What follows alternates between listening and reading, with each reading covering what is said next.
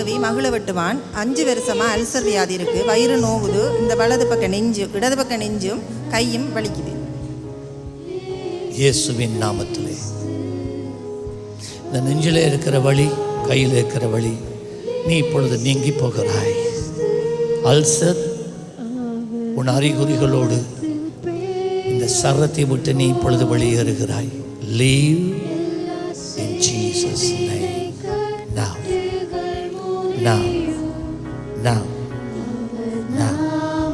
இந்த கட்டை அவிழ்க்கிறேன். எல்லா மாந்திரிக கட்டுகள் அறுந்து போவதாக மகளை விடுவிக்கிறேன். கை உயர்த்தி பாருங்க. நோதா கர்த்தர்களை ஆசீர்வதிப்பார். கரங்களை தட்டி அப்பாக்கு நன்றி சொல்லுங்க.